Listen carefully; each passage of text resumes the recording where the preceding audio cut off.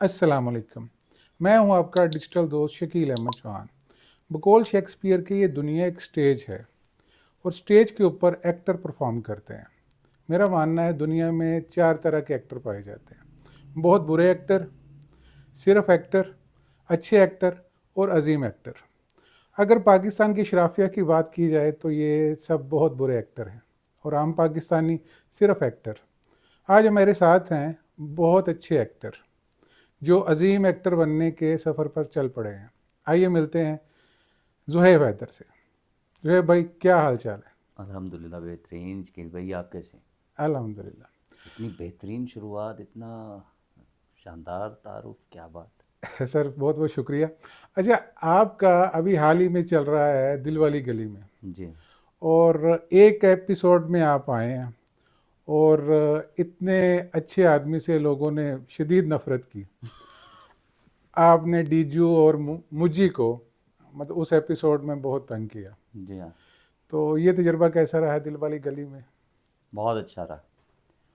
बड़ा एक मुनफरिद तजर्बा इसलिए था मेरे लिए कि अभी तक मैंने जितने भी किरदार किए हैं, चाहे वो थिएटर पे हों या टीवी पे हों, तो लोगों ने बहुत तारीफ़ें की हैं और बहुत अच्छे अच्छे अल्फाज मेरे लिए इस्तेमाल किए हैं। लेकिन ये अभी जो हम का दिल वाली गली जिसका आप ज़िक्र कर रहे हैं, तो इसके मैं ऐसे कमेंट्स पढ़ रहा था यूट्यूब पे एक दिन, तो बहुत और हसीन कमेंट्स थे कि जिसको दो तीन कमेंट्स पढ़ने के बाद मेरी आगे हिम्मत नहीं हुई कि मैं आगे पढ़ सकूं। नहीं, ये एज ए एक्टर आपकी कामयाबी है कि कह सकते हैं। आपने लोगों को उस किरदार से नफरत करने पे मजबूर कर दिया। अच्छा, इससे पहले आपकी हाल ही में एक शॉर्ट फिल्म आई है जो मैंने लिखी, जी हाँ। उसमें लोगों ने आपसे बड़ी मोहब्बत की। बिल्कुल ऐसे ही है। वो किरदार था बाहू का। जी हाँ। तो ये क्या आप समझते हैं कि जो किरदार होते हैं, ये एक्टर एक ही होता है उन्हें करने वाला, और एक किरदार के साथ आवाम नफरत करती है और दूसरे के साथ मोहब्बत करती है? तो आप इसकी वजह क्या समझते हैं? देखिए जी, ये जैसे आप भी आपने कहा कि ये आपके किरदार की जीत है कि आपने किया, तो लोग उसको इस तरह से उसको ले रहे हैं कि आपने जिस तरह से अदा किया लोग उसको गालियाँ निकाल रहे हैं। हम्म। तो ये आपके काम की जीत है। तो ये मेरे ख़्याल से एक एक्टर की ज़िम्मेदारी है कि उसको जो भी किरदार मिले वो उसको इस तरह से निभाए कि लोग उसको जो उस किरदार की डिमांड है, जो एक्टर उसको अदा कर रहा है, लोग उसको उसकी डिमांड के मुताबिक ही उसको समझें और उसका जो रिस्पॉन्स है वो उसी तरह से दें। तो ये एक अच्छे एक्टर की, या जिस तरह से आपने कहा, वो एक कोशिश होती है कि जो राइटर किरदार लिखता है और जो उस अदाकार के हिस्से में आता है करने के लिए, वो उसको उसका जो सही हक है उसको उसके मुताबिक अदा करने की कोशिश करे।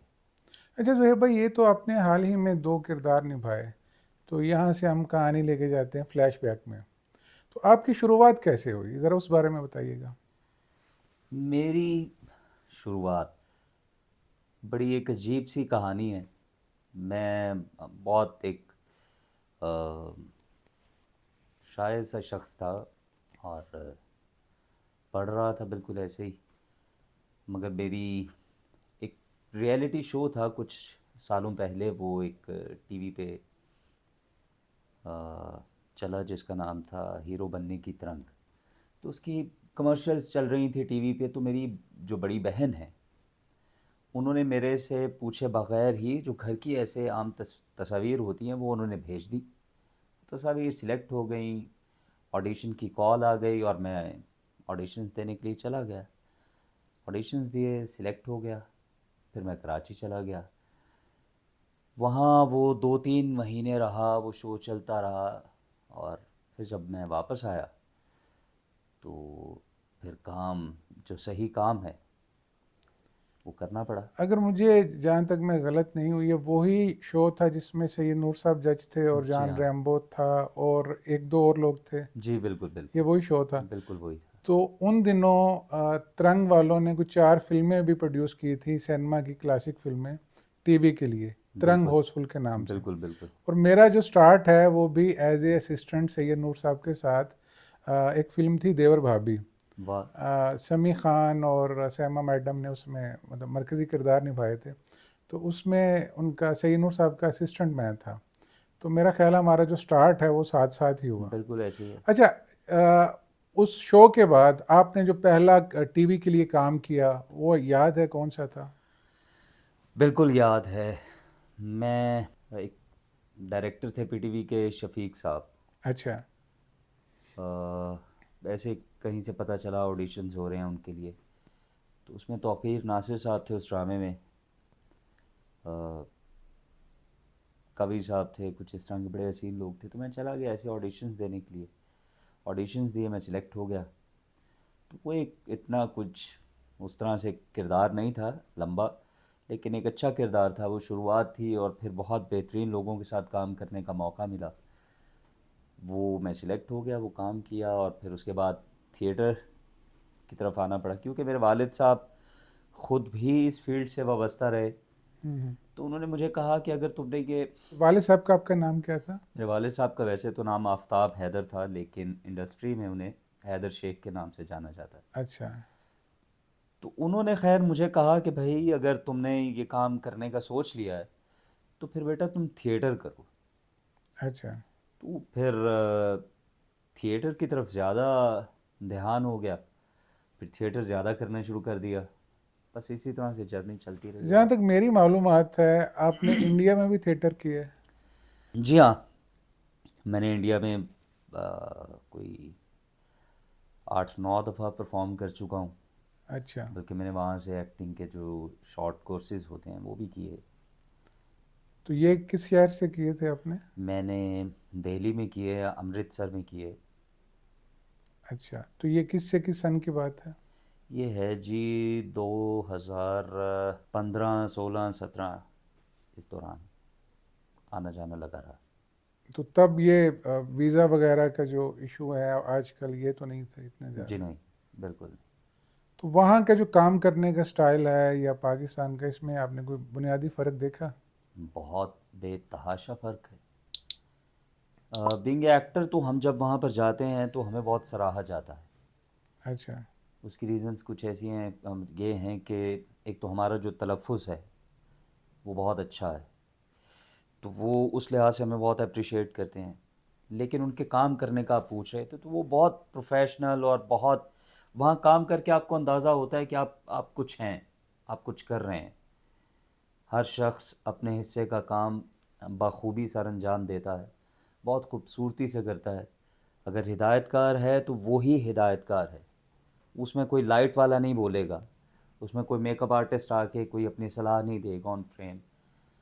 तो खैर बहुत फ़र्क है, इसीलिए वो लोग हमसे बहुत आगे हैं। अच्छा, अभी हाल ही में जैसे आपका काशिफ निसार साहब के साथ आपने किया दिलवाली गली में, दिलावर मलिक साहब के साथ आपने काम किया, नदीम चीमा के साथ। तो मतलब ड्रामा के हवाले से जो काशिफ निसार का नाम है वो टीवी पर बड़ा मोतबर माना जाता जी है। बिल्कुल। तो आप उनके काम में और दूसरे डायरेक्टर्स के काम में क्या फ़र्क समझते हैं? काशिफ साहब जो हैं जी, वो एक इंतहाई नफीस इंसान है। सेट पे बहुत कम बोलते हैं, मदाखलत नहीं करते, और उन्हें पता है वो कास्ट, सेट पे आने से पहले उन्हें पता है कि उन्होंने कास्ट किसको करना है। वो सेट पे खपते नहीं हैं, शोर नहीं डालते, ये हो गया वो हो गया, जैसे बहुत सारे डायरेक्टर्स जो हैं वो ऑन सेट एक्टर पे हावी होने की कोशिश कर रहे होते हैं खाम खा। शायद उसकी रीज़न ये भी हैं कि आप कुछ अपनी कास्टिंग में ख्याल नहीं करते, फिर ऑन सेट आके आपको परेशानियाँ होती हैं। तो काशिफ भाई, ये अगर आप उनके सारे प्रोजेक्ट्स देखें जितने भी हैं, तो वो सेट पे आने से पहले अपनी कास्टिंग बहुत अच्छी करते हैं। तो सेट पे बोलते नहीं हैं, बहुत खामोश, और अपने काम को बहुत बेहतरीन तरीके से सर अंजाम देते हैं। बहुत ठहराव है उनमें, कोई तेज़ी नहीं, कोई शोर शराबा, कुछ इस तरह का नहीं। आप सेट पे हैं, आप हैं, आपके सामने शाहरुख खान है, आप सीन कर रहे हैं, तो शाहरुख खान भी, ये काशिफ भाई के सेट का मैं उसूल बता रहा हूँ, हम्म। शाहरुख खान ये नहीं करेगा वहाँ पे कि शाहरुख खान अपने डायलॉग्स बोलेगा और चला जाएगा। हम्म। यहाँ पहले शाहरुख खान के होंगे तो फिर मेरे होंगे, कुछ इस तरह का वहाँ पर नहीं है। जब तक सीन ख़त्म नहीं होगा आप सेट नहीं छोड़ेंगे, आप कुछ भी हैं।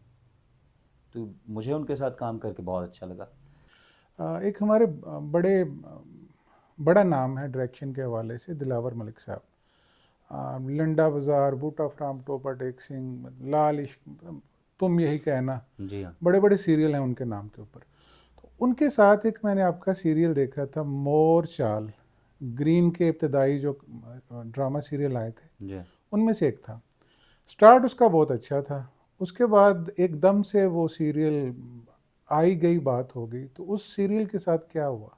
बड़ा खूबसूरत सवाल आपने किया है। वो कहते हैं ना, दुखती रग पे आपने हाथ रख दिया। अच्छा। वो बहुत तवक्कुआत थी जी उस ड्रामा से, ना सिर्फ मुझे बल्कि उस ड्रामा से जुड़े हर एक शख्स को। अच्छा। बहुत मेहनत से बनाया गया था वो। बस वो कुछ प्रोडक्शन की तरफ से कुछ अजीब मामलात हुए उनकी। मैं ये कहूँगा कि उनकी जो हिकमत अमलियाँ थी बहुत अजीब थी। वो ग्रीन से पहले उन्होंने किसी एक ओटीटी प्लेटफॉर्म पे वो प्रोजेक्ट भेज दिया, चला दिया। वो पहले वहाँ चल गया, फिर उसके बाद दरमियान में एकदम से ग्रीन पे आ गया। तो उस तरह से उसकी प्रेजेंटेशन रही नहीं, उसका इम्पैक्ट उस तरह से रहा नहीं।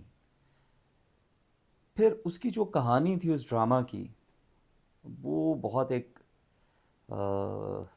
मुख्तलिफ कहानी थी।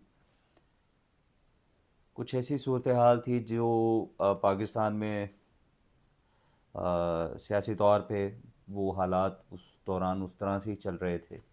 बहुत सारे किरदार ऐसे थे जो कि पाकिस्तान में जो लोग देख रहे थे अपने टीवी स्क्रीन्स पे, सियासत के हवाले से और बड़े दूसरे मामलात में। तो बस मेरे ख़्याल से कि कुछ अ, अजीब मामलात की नज़र हो गया वो ड्रामा। मेरा किरदार बहुत अच्छा था, जिसको देख के लोगों ने, शहीद जो अरशद शरीफ हैं, हम्म। उनके साथ उस किरदार को बहुत मिलाया गया। और ख़ुदा की करनी ये है कि आप ये देखिए कि वो अरशद शरीफ वाले वाक़या से पहले वो ड्रामा शूट हुआ था। अच्छा, ड्रामा पहले शूट हुआ? ड्रामा पहले शूट हुआ था और ये वाक़या बाद में हुआ। अच्छा। लेकिन वो कहानी, वो किरदार की बुनत और उसके जो मामला थे वो तकरीबन एक तरह के थे। हम्म। तो बस वो प्रोजेक्ट कहाँ आया कहाँ चला गया कुछ पता ही नहीं चला। अच्छा जोहेब भाई, ये बताइएगा कि आने वाले दिनों में हम आपको फिल्म में देखेंगे या ड्रामा सीरियल में देखेंगे, इस बारे में अगर कुछ बताना चाहें आप तो। सर, 2-3 प्रोजेक्ट हैं जिनमें सर फहरिस्त है। मेरी एक फ़ीचर फिल्म आ रही है, अच्छा। वो भी एक बहुत मुनफरिद सब्जेक्ट है उसका। और आजकल उसकी शूटिंग चल रही है। उम्मीद है कि देखने वालों को, आप सबको बहुत पसंद आएगी। अच्छा, ये एक फीचर फिल्म आने वाली है। और कुछ 1-2 टीवी के प्रोजेक्ट्स हैं। सही। अच्छा, आप थिएटर मतवातर करते हैं? जी, थिएटर एक जुनून है। थिएटर मेरे लिए ऑक्सीजन है, उसके बगैर मैं ज़िंदा नहीं रह सकता। अच्छा, तो ये आपका जो ग्रुप है, किस ग्रुप के तहत आप करते हैं? या मैं फिर जैसे अजोका है या रफ़ी पहले पीर? मैंने तकरीबन इन सभी के साथ काम किया। उस्मान ठीक। पीरज़ादा साहब के साथ भी, आज़ाद थिएटर के साथ बहुत काम किया, मास फाउंडेशन के साथ अब मैं काम करता हूँ। लेकिन अब मैं किसी एक इदारे के साथ काम नहीं करता। अब जहाँ से कोई बुलवाता है, बुला लेता है, कोई अच्छा काम होता है तो मैं कर देता हूँ। आप थिएटर भी करते हैं, ड्रामा भी कर रहे हैं, फिल्म भी कर रहे हैं, तो इन तीनों की एक्टिंग में बुनियादी फ़र्क क्या है? बहुत फ़र्क है। कुछ ये बताइए। बहुत टेक्निकल बात है। जी। फ़िल्म की अदाकारी और है, टीवी और फिल्म तकरीबन आप एक तरह से कह सकते हैं वो है। थिएटर इन सब से बहुत मुख्तलिफ है। थिएटर एक मीडियम है जहाँ पे आप सर से लेके पैर तक नज़र आ रहे हैं और आपका सर से लेके पैर तक सारा हिस्सा जो है वो इन्वॉल्व है उसमें। आपने बताना है कि आप क्या कर रहे हैं, आप दुख में हैं, खुशी में हैं, एक एक चीज़ से। टीवी फिल्म यहाँ आ जाता है काम। ठीक है? उसके साथ आपने बहुत अपने एक्सप्रेशंस के साथ खेलना है। आपके बाजू ऐसे हैं और आप बोल रहे हैं टीवी पे। थिएटर जो है उसमें आपको बहुत कुछ करके दिखाना पड़ता है। हम्म। बहुत हाथ पैर मारने पड़ते हैं, आवाज़ के साथ बहुत खेलना पड़ता है, अपनी बॉडी का बहुत इस्तेमाल करना पड़ता है। आवाज़ का बहुत फ़र्क है। टीवी में आपको यहाँ रख के बोलना पड़ता है, मैं ये बात कर सकता हूँ, तुम ये समझ सकते हो। मैं आज यहाँ पॉडकास्ट के लिए, मैं टीवी में यहाँ पर भी बोलूँगा तो वो बहुत खूबसूरत आवाज़ जाएगी। थिएटर में मैं यहाँ पर नहीं बोल सकता, इसमें मुझे अपना आवाज़ का उतार चढ़ाव बहुत ज़्यादा रखना पड़ेगा थिएटर में। सही। और फिल्म का नहीं बताया आप? फिल्म टीवी तकरीबन एक ही तरह का है। अच्छा। लोग इसमें बहुत सारी वो अपनी अपनी, लेकिन मेरे मुताबिक मुझे ऐसा लगता है कि ये तकरीबन एक तरह का काम है। इसको करने वाले के अंदाज में फ़र्क हो सकता है। तो आया आप इस राय से इत्तेफाक नहीं करते कि फिल्म का एक्टर और है और टीवी का एक्टर और है? सर एक्टर तो एक्टर है। अच्छा, तो फ़र्क क्या है इनमें? एक्टर तो एक्टर है, फ़र्क तो कोई नहीं है। मैंने हाँ, पहले कहा कि करने वाले के अंदाज में फ़र्क हो सकता है। ठीक है। ठीक है, जो एक्टर है वो एक्टर है। हम्म, वो तभी अपने नाम के साथ ये एक्टर लगाने का अहल है अगर वो एक्टर है। जैसे ये कुर्सी है, हम्म, ये कुर्सी मैंने इसलिए इसको कुर्सी कहा क्योंकि ये कुर्सी है, मैं इस पे बैठ सकता हूँ। और ये सिर्फ नाम की कुर्सी हो मगर मैं इस पे बैठ ना सकूँ तो ये कुर्सी तो ना होगी ना। ठीक है। समझ रहे? सही। अदाकार, फिल्म, रेडियो, टीवी, मैं इस चीज़ से एग्री, वो अदाकार है। उसको मैंने रेडियो किया है, मैंने थिएटर किया है, मैं करता हूँ थिएटर, बहुत ज़्यादा करता हूँ। मगर जब मुझे कोई टीवी पे देखता है, फिल्म में देखता है, तो ये कोई नहीं कहता कि यार आप थिएटर के एक्टर हैं, क्योंकि मुझे ये शऊर है, मुझे तमीज़ है। हाँ, मैं ये कहता हूँ, मुझे अब पता है कि भाई मैंने अपने काम को किस तरह से करना है। मुझे जब थिएटर पे अदाकारी करनी है तो मुझे किस तरह से करनी है, सही। मुझे रेडियो पे करनी है तो मुझे किस तरह से माइक का इस्तेमाल करना है, मुझे टीवी पे काम करना है तो मुझे किस तरह से किन चीज़ों का ख्याल रखना है। ये अच्छा। मेरी रियाज़त है, ये मेरी प्रैक्टिस है, तभी मैं अपने नाम के साथ अदाकार लगाता हूँ। या आज मैं यहाँ पे आपके सामने, आप एक बेहतरीन राइटर हैं, आपका बड़ापन है, आपने मुझे यहाँ पर बुलाया है, इसीलिए बुलाया आपने मुझे यहाँ पे बुलाया। तो क्योंकि मैंने आपके लिखे हुए काम को अदा किया है तो मुझे पता है मेरे दिल में आपके लिए क्या नहीं, मकाम मैंने है। भी इसीलिए बुलाया कि आपने वो मेरा लिखा हुआ रोल बहुत अच्छे से किया है। ये मोहब्बत है आपकी। मतलब मैंने इसीलिए आपको बुलाया कि मतलब मुझे आप में बहुत कुछ नज़र आया एज मोहब्बत ए है। एक्टर। अच्छा जोहेब भाई, ये बताइए कि आप की इंस्पिरेशन क्या है? मतलब किन का काम आप शौक से देखते हैं? मुझे ये बड़ा ही एक, अक्सर मैं जब ये बात करता हूँ तो लोग इस पर बहुत अजीब ख़यालात का इज़हार करते हैं। आप, मुझे शाहरुख़ ख़ान बहुत पसंद है। अच्छा। अ, मुझे उनका काम बहुत अच्छा लगता है, मैं बहुत देखता हूँ उनका काम। इसके अलावा मुझे इरफ़ान ख़ान बहुत पसंद है, अच्छा। बहुत देखता हूँ उनका काम। अगर आप मेरी इंस्पिरेशन कहेंगे और जिनसे मैंने सीखा है तो वो मेरे वालिद साहब हैं। अच्छा। मेरा इस इंडस्ट्री में और कोई उस्ताद नहीं है। सही। मेरे वालिद साहब मेरे उस्ताद हैं, मैंने उनसे बहुत सीखा है। अपना हर स्क्रिप्ट जब मुझे मिलता था तो जो शख्सियत जिनके पास मैं सबसे पहले जाता था वो मेरे वालिद साहब थे। तो जिसे कहते हैं ना कि वो उंगली पकड़ के चलना सिखाना हम्म। और हर एक लफ्ज़ का मतलब समझाना, एक्सप्रेशंस की गेम क्या है, किस तरह से, तो वो बहुत सारा वक्त उन्होंने मुझे दिया है। अच्छा जोहेब भाई, सारा काम ड्रामा का कराची में हो रहा है और आप लाहौर में बैठे हुए हैं, तो कभी किसी दोस्त ने मशवरा नहीं दिया कि आपको कराची चले जाना चाहिए? बिल्कुल कहते हैं, बहुत बड़े बड़े जैसे मैंने फसी बारी ख़ान के साथ बहुत काम किया है। अच्छा, फसी भाई के साथ भी किया आपने? जी हाँ, मैंने उनकी जो बहुत खूबसूरत काम है उनके, मैंने उनमें बहुत अच्छे अच्छे किरदार किए हैं। खैर, फसी भाई मुझे अक्सर कहते हैं कि यार ज़ोहैब कराची चले जाओ यार तुम, अच्छा। वो मुझे अक्सर कहते रहते हैं। अच्छा। तो जब भी मिलते हैं उनसे अक्सर मुलाकात रहती है। जब अच्छा। कभी वो अक्सर फ़ोन कर देते हैं, आ जाओ खाना खाते हैं, चाय पीते हैं। वो बहुत खूबसूरत इंसान है। खैर, तो वो मुझे अक्सर कहते थे, तो मैंने फिर उनसे एक बात कही, मैंने कहा कि फसी भाई बात ये है, कराची जाना मेरे लिए अ, कोई बड़ी बात नहीं है, मैं चला जाता हूँ। लेकिन मेरा ये मानना है कि जिस शहर में मैं रहता हूँ, हम्म। मैं पहले इस शहर को पूरी तरह से अपना काम दिखा लूँ। अच्छा। जब ये शहर पूरी तरह से, इस शहर में काम करने वाले लोग मेरा काम देख लेंगे और उस शहर में रहने वाले लोग जो हैं वो मजबूर हो जाएं बुलाने पे कि यार आप आएँ कराची, तो फिर मैं चला जाऊंगा। मेरा ये मानना है। मुझे से लगता है कि अभी मैं अपने शहर को अपना पूरा काम नहीं दिखा सका। जोए भाई, आपने थिएटर बहुत किया, तो ये जो थिएटर की बदहाली है, आप क्या समझते हैं इसकी क्या वजह है? क्योंकि शकील भाई, मुझे लगता है कि जो हमारे से पहले जो लोग थे, जो कुछ लोग उनमें से हैं, कुछ गुजर गए, उन लोगों ने कुछ कुछ अच्छे इक़दामात नहीं किए, कुछ इस तरह के इक़दामात नहीं किए कि जिसकी वजह से वो उरूज जो थिएटर हम करते हैं, जो इसको मिलना चाहिए था, आज वो उरूज पर नहीं है हमारा थिएटर। बहुत माजरत के साथ, थिएटर का एक्टर देख लें, राइटर देख लें, टेक्नीशियन देख लें, वो बदहाली का शिकार है। हम्म, हालांकि बहुत मेहनत होती है, एक एक महीना इसकी रिहर्सल्स होती हैं।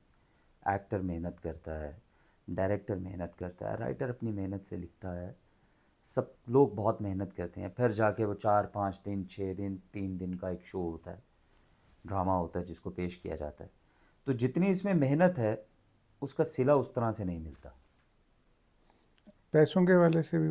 पैसों के हवाले से ऑफ कोर्स हर एक चीज़ का जो आ, उसको ज़िंदा रखने का जो ज़रिया है वो पैसा है। सही। मुझे लगता है कि फ्री थिएटर दिखा दिखा के, हमारे से जो पहले थिएटर करने वाले लोग हैं, उन्होंने लोगों को फ्री थिएटर दिखा दिखा के इसको इतना सस्ता कर दिया है, हमारे काम को इतना सस्ता कर दिया है कि लोग अब इसकी उस तरह से कदर नहीं करते। तो ये एक बड़ी तकलीफ से बात है। अच्छा जोएब भाई, जो तख्लीकी आदमी होता है वो मोहब्बत करने वाला होता है, तो आपने भी कभी कोई मोहब्बत की? पहले तो ये बताएं किस मोहब्बत की बात कर रहे काम के हवाले से तो आपकी मोहब्बत हमें नज़र आ रही है। हैं? अच्छा, मैं, पहली मोहब्बत, पहला इश्क। बिल्कुल आपने अपने सवाल में अपनी बात का खुद ही जवाब दे दिया कि तख्लीकी आदमी मोहब्बत के बगैर रह नहीं सकता। ठीक है। तो यही आपकी बात का जवाब है। मोहब्बत ज़रूरी है जी, नहीं रह सकते आप। वो है कुछ। आपके नज़दीक मोहब्बत क्या है?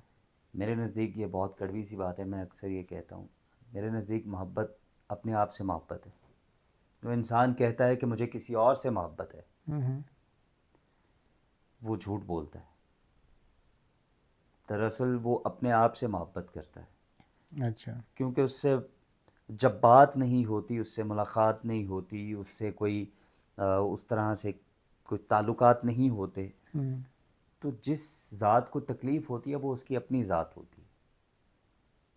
तो अपनी ज़ात को सुकून देने के लिए वो उस शख्स से कहता है कि मैं तुमसे बहुत मोहब्बत करता हूँ, मैं तुम्हारे बगैर रह नहीं सकता, मैं तुमसे बात करना चाहता हूँ, मैं ये करना चाहता हूँ, मैं तुम्हारे लिए ये कर सकता हूँ, मैं वो कर सकता हूँ। तो मेरे ख़्याल से मोहब्बत का मतलब मेरे नज़दीक ये है कि अपने आप से मोहब्बत करना खुद से मुलाकात भी करते हैं? बहुत ज़रूरी है, बहुत ज़रूरी है। इसके बगैर जो काम हम करते हैं वो हो नहीं सकता। कोई भी किरदार है, उसको अदा करने से पहले मैं अपने आप से मिलता हूँ। जब मैं अपने आप से मिलता हूँ, फिर मुझे मेरी सलाहियतों का अंदाज़ा होता है कि मैं क्या क्या कर सकता हूँ, मैं कौन हूँ, मैं क्या नहीं कर सकता। तो अपने आप से मिलना बहुत ज़रूरी है। कोई ज़िंदगी का पछतावा? बहुत सारे,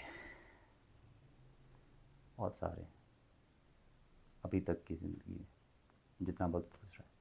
पाकिस्तान के हालात बेहतर होने की कोई उम्मीद नज़र आती है?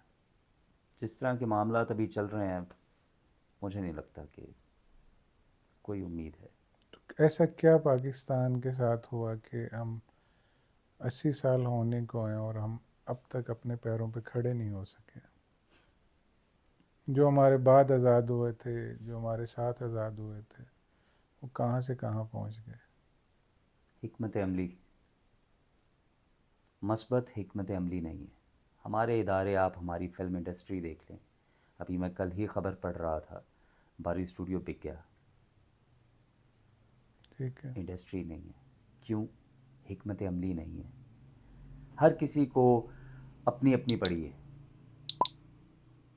ये एक मुल्क है, इस मुल्क के बारे में जब सही तरह से सोचा नहीं जाएगा, जो रिप्रेजेंटेटर्स हैं जब तक इस मुल्क के बारे में नहीं सोचेंगे तो इसका कुछ नहीं बनेगा। नहीं, हमारे किसी इंडस्ट्री किस्म की हिकमत अमली नहीं है सर। फिल्म इंडस्ट्री में हिकमत अमली नहीं है, बेड़ा गर्क इंडस्ट्री है ही नहीं। जिसको हम इंडस्ट्री कहते हैं, दरअसल तो वो इंडस्ट्री है ही नहीं है। आप हिंदुस्तान की बात कर रहे हैं, आप बांग्लादेश की बात कर लीजिए, हम में से निकला है ना। जाइए जाके देखिए उस मुल्क को। वक्त गुजारना है यहाँ पर, मेरे ख्याल से हर कोई शख्स जो है ना, वो किसी भी चीज़ से वाबस्ता है। जो मुल्क चलाने वाले हैं वो भी बस वक्त गुजार रहे हैं। तो वक्त गुजारना और लॉन्ग टर्म सोचना किसी चीज़ के बारे में, वो एक अलग दो अलग चीज़ें। तो यहाँ पे मेरे ख्याल से सिर्फ वक्त गुजारा जा रहा है। अच्छा ज़ोहेब भाई, अब हम कुछ फटाफट कुछ सवाल करेंगे, जिसे दूसरे लोग कहते हैं रैपिड फायर। जी हाँ। सज्जल अली या यमुना जैदी? सजल। इकरा अजीज़ या सबीना फ़ारूक? इकरा अजीज़। हुमायूं सईद या अदनान जिलानी? अदनान जिलानी। सुहेल अहमद या अमानुल्लाह? अमानुल्लाह। फैसल कुरैशी या नुमान एजाज? फैसल कुरैशी। काशिफ निसार या नदीम बेग? काशिफ निसार। खलीलुर रहमान कमर या ज़फ़र मिराज? खलील साहब। खलील साहब। ज़फ़र साहब का भी आपने दिलवाली गली में किया है? जी हाँ, बिल्कुल किया है। मुझे पसंद है उनके, जैसे मुझे आपके जुमले बहुत पसंद हैं, आपके डायलॉग्स बहुत पसंद हैं अच्छा, मेरे भी पसंद है। ना। चलें जी, शुक्रिया। अच्छा, सर वो क्या है कि आपका ही डायलॉग है अभिलाष, बहुत बहुत ज़्यादा वो लोगों ने पसंद किया है। पूरे दिल के पूरे दर्द, दिल के दर्द को आधे सर का दर्द मत बताया कर। पूरे दिल के दर्द को आधे सर की दर्द ओए मत हाय। बताया कर। वाह वाह वाह। अभी क्योंकि सिचुएशन से हटके है, नाज़रीन अगर आप ये इस डायलॉग का लुत्फ़ लेना चाहते हैं तो नदीम चीमा फिल्म्स के ऊपर एक शॉर्ट फिल्म है मनी बैक मोहब्बत, और इसमें ज़ुहैब हैदर साहब ने बहुत अच्छी परफॉर्मेंस दी है, और इनके साथ इरम, उन्होंने भी बहुत अच्छा काम किया। और नदीम चीमा के एक असिस्टेंट हैं हादी, जी हाँ। उन्होंने हादी का ही रोल किया है, उन्होंने भी बहुत अच्छा काम किया बिल्कुल ऐसा। हादी ने। अच्छा, नदीम साहब के साथ काम करने का तजुर्बा कैसा रहा? बहुत अच्छा। वो जुनूनी आदमी है। अच्छा। उनको बहुत, वो बहुत पैशनेट है अपने काम को लेके। वो फिल्म इंडस्ट्री के लिए बहुत कुछ करना चाहते हैं, अच्छा। अपनी जेब से वसाइल लगाते हैं। बड़े प्यार वाले इंसान हैं, बहुत मज़ा आता है उनके साथ काम करके। नहीं, नदीम चीमा क्योंकि लोग उनको ज़रा एक्शन के हवाले से जानते हैं, लेकिन एक्शन तो उनकी स्ट्रेंथ है बहरहाल। अच्छा ज़ोहेब भाई, मैंने जिन दिनों आप मनी बैक मोहब्बत शूट कर रहे थे तो मेरा एक दिन सेट पे आना हुआ, तो आपने बैठे हुए कुछ अशार सुनाए थे, तो बड़ा लुत्फ़ आया आपकी ज़ुबान से सुन के। तो हमारे नाज़रीन को भी कोई अशार जो आपको इस वक्त याद हो? आप शायर नहीं, मुझे पता हाँ है, ना, लेकिन बिल्कुल किसी के नहीं। अशार ही आप बिल्कुल। सुना दीजिए। मैं शाह हुसैन को बहुत पढ़ता हूँ, अच्छा। तो उन्हीं का कलाम एक सुना देता हूँ आपको, पंजाबी। जिन्हां पाक निगाहां होइयां कहीं ना जांदे ठगे। जिन्हां पाक निगाहां होइयां कहीं ना जांदे ठगे। काले पट ना चढ़े सफ़ैदी काग ना थींदे पगे। ते शाह हुसैन शहादत पायन मरण जो मित्रां अगे। नी सयो सी नैना दे आखे लगे। वाह, क्या बात। अच्छा ज़ोहेब भाई, ये तो हो गया पंजाबी का कलाम, आपने उधर कोई उर्दू के शार भी सुनाए थे?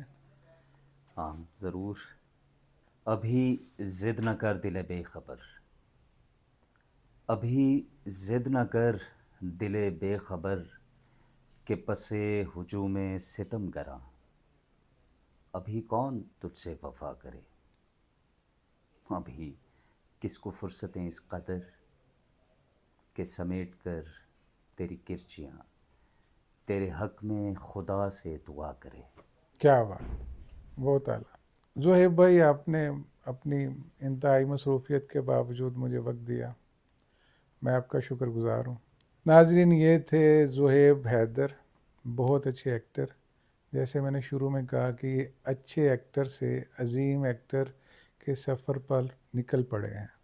और मैं अपने इस फोरम से ये पेशन गोई करना चाहता हूँ कि अगर ये लगे रहे तो ये आने वाले चंद सालों में ज़ुहैब हैदर अपना लोहा मनवा लेंगे। अगले किसी प्रोग्राम में किसी और शख्सियत के साथ हाज़िर होते हैं। मैं हूँ आपका डिजिटल दोस्त शकील अहमद चौहान।